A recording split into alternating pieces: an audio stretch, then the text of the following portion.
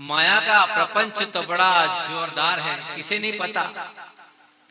आज के आपाधापी के युग में इंसान कहाँ भाग रहा है। सुबह से लेकर शाम तक और शाम से लेकर फिर सुबह तक वो माया के पीछे ही तो भागता चला जा रहा है। वो माया का दीवाना है। पहले के समय में लोग कहते थे ये बड़ा आदमी है। बड़े आदमी की पहचान कैसे होती थी? जिसके जीवन में सज्जनता होती थी, ईमानदारी होती थी, जो नेक नियत के साथ अपना जीवन जीते था, वो ईमानदार कहलाता था। और आज के युग में आप बड़ा किसे कहते हैं? जिसके पास जितनी बड़ी संपदा वो उतना बड़ा आदमी। क्या भौतिक संपत्ति से या धन को इकट्ठा कर लेने से ही अगर इंसान सुखी होता तो दुनिया के जितने बड़े अमीर उद्योगपति लोग हैं वो दुनिया में सबसे सुखी कहलाते। और हम जैसे साधु लोग, आकिंचन धर्म मानने वाले, हमारे पास तो कुछ है ही नहीं। दुनिया के सबसे दुखी लोग तो शायद हम ही माने जाते हैं। अपने मन पर हाथ रख के पूछिए, क्या हम आप लोगों को दुखी दिखते हैं? दुखी दिख रहे हैं आप लोगों को? नहीं ना। तो फिर सुखी कौन है? जिसके पास सब कुछ है वो सुखी है, या जिसके पास कुछ नहीं है, जिसने त्याग दिया वो सुखी है? सुखी तो वही है जिसने धन को त्याग दिया। महाराज, बिना धन के काम भी तो नहीं चलता।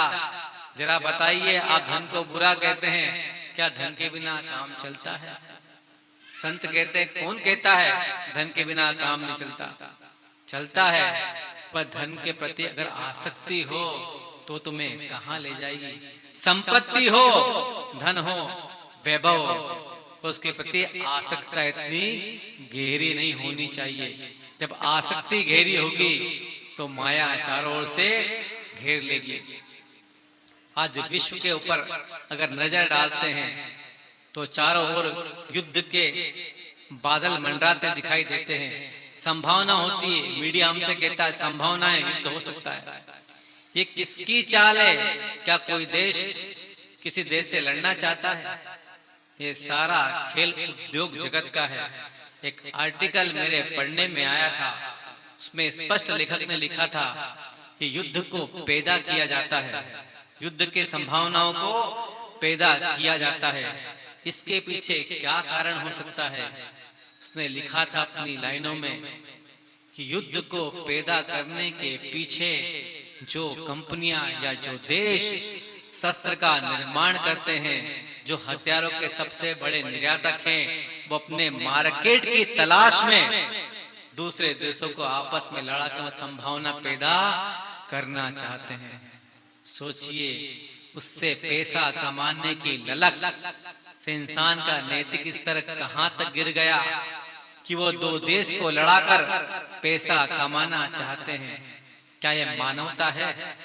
इंसान की लालसा लिप्सा कितनी ऊपर तक पहुंच गई कि वो मानव को मानव समझ के मशीन समझता है।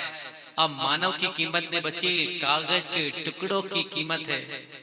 तुम्हारे समाज में या राष्ट्र में कोई सज्जन इंसान होगा, ईमानदार इंसान होगा, वो कितना सुखी होगा, और जो माला माल होगा वो कितना सुखी होगा। तुम तो यही कहोगे महाराज, जिसके पास पैसा है वो सुखी है। ईमानदारी और सज्जनता की क्या वैल्यू है? क्या वो वास्तव में सुखी है? तो इंसान अपनी आजीविका चलाने के लिए जितना धन चाहिए उतना कमाता है, चैन की नींद तो वही सोता है। और जो जिनके पास अपार संपत्ति है, पेटी भर गई, गोदाम भर गए, अब तो खाई भरने की तैयारी है, अब तो खाई भरने की तैयारी है। क्या उन्हें कभी चैन से नींद आ सकती है? माया बड़ी ठगनी है, इंसान को ऐसे लुभाती है, ऐसे उलझाती है कि कभी उसका पीछा वो छोड़ता ही नहीं है। एक घटना अपने जीवन की सत्य बताता हूँ मैं आप लोगों को। हम लोग सम्मेत शिखर जी में थे, मई का महीना था, लगभग 6 साढ़े 6 बजे होंगे शाम के। मैं श्री जी के दर्शन करने के लिए बाहर निकला तो देखा एक स्वीपर झाड़ू काट रहा था, एक स्वीपर रोड की झाड़ू काट रहा था। इतने में ही एक गाड़ी निकली, उस पर डीजे के साउंड बंद होते हैं, वो शादी का माहौल हो के जा रही शादी के लिए गाड़ी, वो गाड़ी निकली, उस पर डीजे बंधे हुए थे, कोई उसी भोजपुरी भाषा में तुरी भाषा में गाना बज रहा था। मेरे देखते देखते स्वीपर ने झाड़ू फेंकी और जैसे गाड़ी पास आई उसने झाड़ू फेंक के जो नाचा है वो अपनी मस्ती में। जेठ की गर्मी और शाम के 6:30 बजे धूप, सूर्य कितना गर्म होता है, तो झाड़ू फेंक दे एक तरफ और जोरदार नाचा। मेरा वहां से निकलना हुआ, मेरे मन में हर्ष हुआ, क्योंकि इंसान परिस्थिति कुछ भी हो अगर मन स्वस्थ रहे तो इंसान कहीं भी आनंद ले सकता है। मैं मंदिर चले गया, जब दर्शन करके लौटा, जैसे क्षेत्र में मेरा प्रवेश हुआ तो इनोवा गाड़ी वहां खड़ी हुई थी, जिसको मैंने जाते समय भी देखा था। उसके मालिक को मैं जानता था, गर्मी बहुत थी, गाड़ी चारों तरफ से पैक थी, तो बनी सी बात है एसी ऑन होगा। उस गाड़ी का एसी ऑन था और उसका मालिक एसी चला के अपना करम पकड़ गाड़ी में ऐसे बैठा हुआ था, ऐसे बैठा हुआ था। दुनिया के दो दृश्यों का एक साथ दर्शन हो गया कि वो स्वीपर जिसके जीवन में कुछ है ही नहीं, आज कमाता है और आज ही खाता है, वो थोड़ा सा निमित्त मिला खुशी मनाने का, झूम उठा और जम के नाचा। और ये सेठ इनोवा में बैठा है और माँ करम पे हाथ देके बैठा है। किसका जीवन सुखी है? माया बड़ी ठगनी है, जिसके पास है क्या वो सुखी है, और जिसके पास नहीं है क्या वो दुखी है। एक सेठ ने अपनी सेठानी से कहा कि क्या बात है, आपको मैं इतना अच्छा भोजन बना के खिलाती हूँ, नौकर चाकर आपकी इतनी सेवा करते हैं, घर में सब सुविधाएं, फिर आप दुबले हुए जा रहे हैं। सेठ ने कहा, सेठानी तू क्या समझेगी। फिर सेठानी बोली कि अपने पास में मजदूर रहता है, देखो वो दिन का 2 रुपया कमा के लाता है, कितना हष्ट पुष्ट है, वो तुम इतना खाते हो तो भी दुबले हो रहे हो। सेठानी तू नहीं समझेगी, कि समझाइए। बोले ये 99 का फेर है, ये 99 का फेर है सेठानी, तू नहीं समझेगी। बात आई गई हो गई। एक दिन सेठ ने मौका देखते अपनी थैली में 99 सिक्के रखे, गिन के, कितने 99 सिक्के गिन कर रखे और धीरे से उस मजदूर के आंगन में गिरा दिया। जैसे अशरफी की आवाज हुई, रात का समय था, उसकी नींद खुली, अरे धन की थैली गिरी है, वाह प्रभु बड़ी कृपा की, वाह प्रभु बड़ी कृपा की। रात को अपनी पत्नी का उठ क्या सोती है, प्रभु ने कृपा की हमारे ऊपर। थैली खुली, 1 2 3 4 गिनते गिनते गिनते कहां तक पहुंचा, जितनी उसमें थी 99 तक पहुंचा। अफसोस, अरे एक कम पड़ गया इसमें, एक इसमें कम पड़ गया है, 99 है 100 पूरे नहीं है। दूसरा दिन हुआ, मजदूर अपनी मजदूरी पे निकला और शाम तक 2 रुपए कमा के लाया।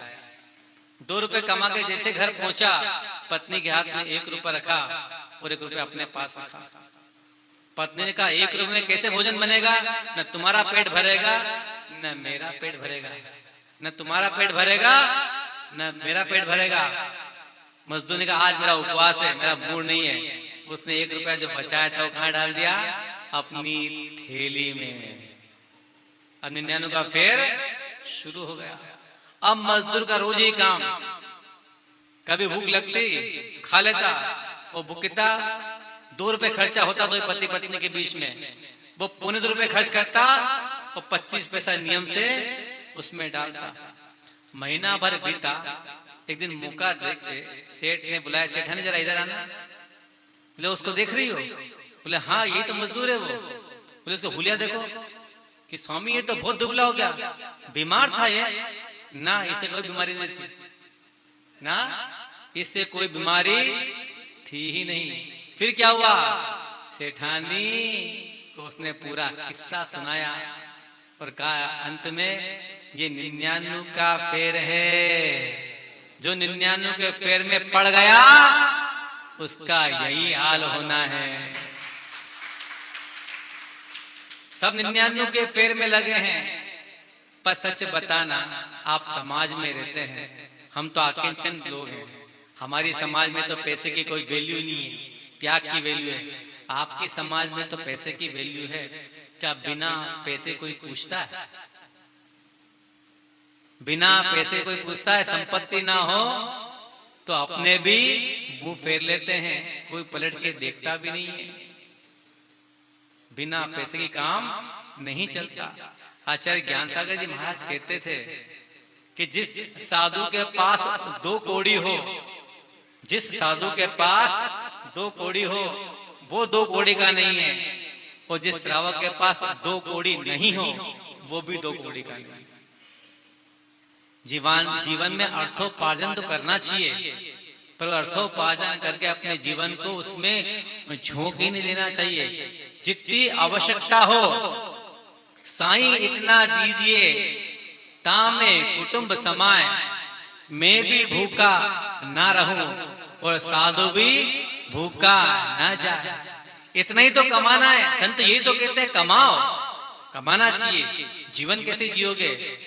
पर तलाश किसी है, साईं इतना दीजिए, साईं मेरी मर्जी उतना दीजिए जहां में खाए भर जाए।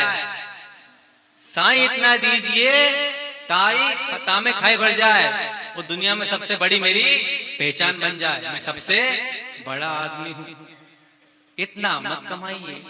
आप जितनी संपत्ति का संग्रह करते हैं, उसका कितना प्रतिशत भोग करते हैं? कभी आपने अपने अनुपात निकाला है? एक पुरुष जब कमाने निकलता है, वो कमाने की दौड़ में सबसे आगे निकल कर जाना चाहता है।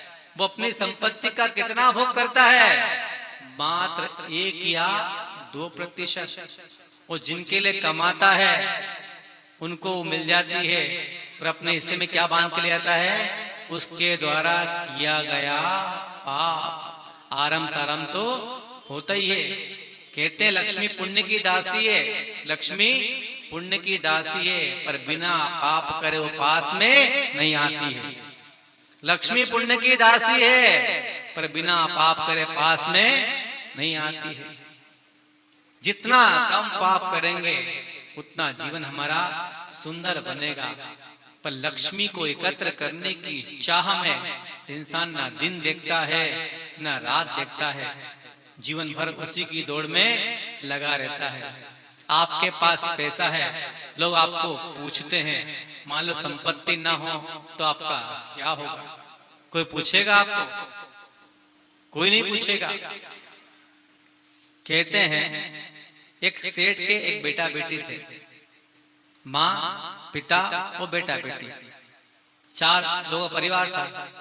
दुर्भाग्य से माँ छोटी उम्र में चल बसी, बच्चे छोटे थे। पिता ने बेटा बेटी का पालन किया, थोड़े बड़े हुए, पिता चल बसे। सेठ के पास धन की कमी नहीं थी। बड़े भाई ने अपनी जिम्मेदारी निभाई और बहन का लालन पालन अच्छे से किया, उसे अच्छे से रखा। बहन भाई में बड़ा प्रेम था। जब शादी का अवसर आया तो भाई ने बहन से कहा कि तेरी शादी करना है। वो अपने भाई को छोड़कर जाना नहीं चाहती थी कि भैया मेरे पीछे किसके साथ अकेले रहेंगे, इनका कौन? भाई ने समझाया कि समाज का ही विधान है, वो तुम्हें मानना होगा। अच्छा योग्य वर देख के, संपन्न घर देख के भाई ने बहन का रिश्ता पक्का कर दिया। उसकी शादी हुई, बहन विदा हुई, इधर भाई ने भी शादी कर ली। पर कहते हैं समय किसी का एक जैसा नहीं होता। जिसके पास आज माया है कल चले जाएगी, और आज जिसके पास नहीं है कल उसके पास आ जाएगी। लक्ष्मी तो बड़ी चंचल होती है। एक घटना, एक बार लक्ष्मी और दरिद्री में बहस हो गई। लक्ष्मी बोली मैं बड़ी सुंदर, तो दरिद्री बोली मैं बड़ी सुंदर। अब फैसला कौन करे? अब फैसला कौन करे? तो लक्ष्मी बोली कि देवलोक में मनुष्य लोक में चलो, वहां जिंदा तो सेठ रहता है, वो बड़ा ईमानदार आदमी, वो जो फैसला करेगा हम दोनों को मंजूर होगा। दोनों जिंदा सेठ के घर पहुंची और अपना निवेदन किया कि हम दोनों में बहस हुई है कि कौन सुंदर है, लक्ष्मी सुंदर है या दरिद्र सुंदर है, आपको फैसला करना है। पर एक बात ध्यान रखना ना, आप ये मत कहना दोनों सुंदर है, फैसला किसी एक हक में होगा। दरिद्री बोली अगर आपने ये कहा कि लक्ष्मी सुंदर है, लक्ष्मी सुंदर है तो मैं आपके घर में रह जाऊंगी, लक्ष्मी सुंदर है तो दरिद्री बोली मैं आपके घर में रह जाऊंगी। वो दरिद्री बोली कि आपने ये कहा दरिद्र सुंदर है, तो लक्ष्मी बोली कि मैं आपके घर से चली जाऊंगी। सेठ तो बड़ा संकट में फंस गया, एक को मनाए तो दूसरा रूठ जाए, अब क्या करा जाए। पर सेठ भी सेठ था, चतुर था कि दोनों एक काम करो, ये मेरे घर के उस आंगन में खंबा लगा है ना, जाओ उसको छू के आओ। दोनों चली साथ साथ में उस खंबे को छूने के लिए, खंबे को छू के बोले वापस आ जाओ, दोनों वापस आ गए। दोनों गई एक साथ खंबे को छूने के लिए, वहां खंबे को छुआ और वापस छू के सेठ के पास लौट आई। अब सेठ एकदम चुप। दोनों बोले सेठ जी फैसला कीजिए कि कौन सुंदर है।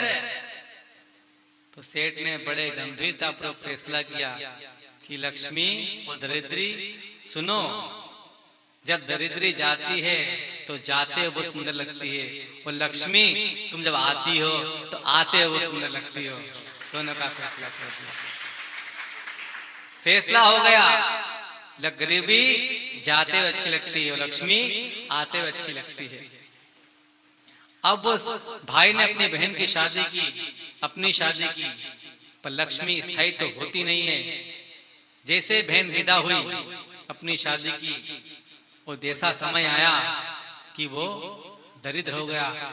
ऐसी गरीबी आई कि दिहाड़ी मजदूर को करना पड़ती थी। एक दिन उसकी पत्नी बोली कि यहाँ रहकर तो सकता है हमारी गरीबी दूर होने वाली नहीं है, तुम अन्यत्र जाओ और पुरुषार्थ करो, लक्ष्मी जो रूठी हमसे है वापस से मान जाए।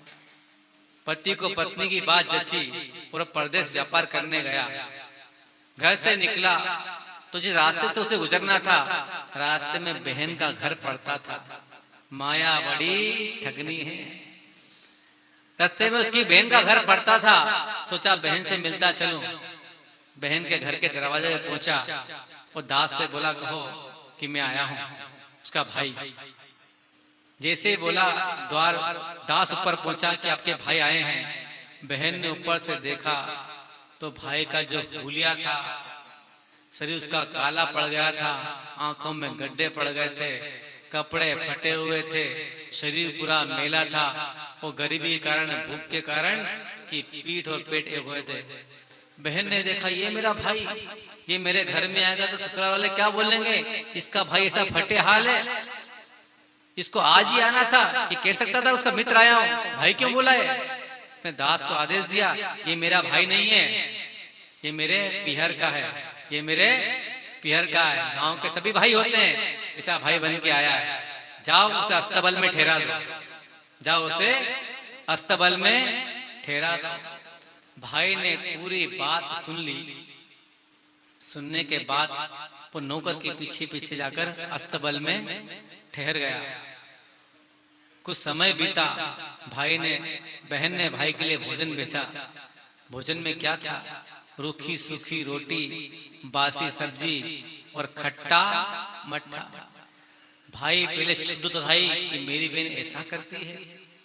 उसने भोजन तो नहीं हाथ में लिया और दास से बोला तुम जाओ मैं खा लूंगा। उस भाई ने वहीं गड्ढा खोदा और सारा भोजन उस गड्ढे में डाल दिया। वो गरीब था पर स्वाभिमान से रहित नहीं था, उसका स्वाभिमान था उसके पास। वो बिना बोले वहां से चल दिया। नगर में पहुंचा, किस्मत ने साथ दिया। उसने बहुधा संपत्ति कमाई, सोना चांदी हीरा मोती मणि माणिक रत्न सेनापति सब मिल गए, उसको संपत्ति इकट्ठी कर ली। जब पर्याप्त धन हुआ तो उसे याद आया मेरी पत्नी मां मेरा इंतजार कर रही होगी, चलो घर को लौटता हूं। रास्ता वही था जहां से वो गया था। जैसे बहन का गांव आया, उसने गांव के बाहर उद्यान अपना पड़ाव डाला, पूरा अपना मजमा जमा लिया और खबर भेजी दास के साथ कि अब मेरी बहन के घर जाओ और कहना कि तुम्हारा भाई तुम्हारा इंतजार उद्यान में कर रहा है। जैसे बहन ने सुना कि मेरा भाई, अब तो भाई का जन्म हो गया, पहले भाई मर चुका था, माया बड़ी ठगनी है, दौड़ी सेवक के साथ कि मेरे भैया उद्यान में ठहरे। जाकर भैया को देखा, लिपट गई, भैया आप यहाँ क्यों रुके, मेरे महल में चलिए। भाई भी होशियार था कि बहन बैठना रथ में, अभी चलते हैं। दोनों भाई बहन घर पे पहुंचे, रथ से बहन उतरी और भाई भी उतरा। भाई जैसे उतरा उसने रास्ता लिया कहाँ का, अस्तबल की तरफ का। तो बहन का भैया कहाँ जा रहे हो, बोले मेरा स्थान तो अस्तबल में, मेरा स्थान तो अस्तबल में, वहीं तो ठहरा था मैं। कि भैया कैसी बात करते, ऊपर चलो, माँ सोने के पलंग पे विश्राम करना। कि नहीं मेरा स्थान अस्तबल पे ही है। जब भाई नहीं माना तो बहन रसोई बनाने चली गई और भाई अस्तबल में बैठ गया। थोड़ी देर के बाद बहन बड़े सोने के थाल में पूरा भोजन सजा के लाई, 56 पकवान उसमें थे, वो भैया के सामने रख दिए। भाई ने अपने सेवकों को इशारा किया कि जाओ जरा लेके आओ। तो सेवक एक थाल में सोना, चांदी, हीरा, मोती, मणि, माणिक्य सब लाके भोजन की थाल के आसपास उन्होंने उसको सजा दिया। वो भाई हाथ जोड़कर बैठ गया कि हे भोजन, हे सोना चांदी, अब तुम भोजन करो, हे सोना चांदी अब तुम भोजन करो। बहन ने कहा मेरा भाई पागल तो नहीं हो गया कि भैया तुम कैसी बात करते हो, क्या सोना चांदी के भोजन करते हैं, ये तो निर्जीव है, ये कैसे भोजन करेंगे। तो भाई ने बोला बहन ये भोजन करे चाहे नहीं करे, मुझे तो इतना पता है कि भोजन इन्हीं के माध्यम से होता है, बहन भोजन तो इन्हीं के माध्यम से होता है। भाई बहन की आंखों में आंसू आ गए। भाई बोला बहन मैं तो पहले भी आया था तेरे द्वार पर, तो तूने क्या कहा था कि ये तो मेरा पीहर का है, मेरा भाई नहीं, भाई का मित्र है, सेवक है। मैं तब भी तेरा भाई था, पिछली बार भी जब मैं आया था तो तूने मुझे भोजन कराया था। तूने भोजन में क्या भेजा था, बासी रोटी। ऐसा ही है, जब तक संपत्ति है सब पूछते हैं, और संपत्ति जब चले जाती है तो कोई नहीं पूछता। अपने स्वाभिमान को हमेशा बचाए रखना, अगर वो चला गया तो माया तुम्हें कहीं का नहीं छोड़ेगी। ये माया है, जिसके पीछे पड़ जाती है उसका तो प्राण लेकर ही छोड़ती है। मैं इतना बड़ा पैसे वाला हूँ, इतनी संपत्ति है, जब मरेगा तो दोनों हाथ खाली हाथ जाएगा, तेरे साथ कुछ जाने वाला है। अगर कमाया है अपनी संपत्ति को तो भोग कर जा। नीतिकार कहते हैं संपत्ति का पहला उपयोग भोग, दूसरा दान, और तीसरा तो अपने आप होता है, उसे कहते हैं नाश। संपत्ति कमाई है, भोग कर लो, दान कर लो, नाश तो उसे होना ही है। भाई ने बहन को शिक्षा दी तो अपने सेवकों से कहा संपत्ति उठाओ और लौट चलो। क्या रिश्ते यही होते हैं। आज दुनिया की हकीकत यही है, जेब में पैसा हो दुनिया पीछे पीछे घूमती है, पैसा हो तो लल्लू जी भी लाला जी है, होए रोकड़ा तो परने डोकरा, कहते हैं ना, होए रोकड़ा तो परने डोकरा। ये माया है। तो पूजनी कौन होता है, जो माया का त्याग करते हैं वो पूजनी है, जो माया का संग्रह करते हैं वो पूजनी है। पूजनी तो वही है जिसने माया का त्याग कर दिया। ध्यान रखना, माया बड़ी ठगनी है।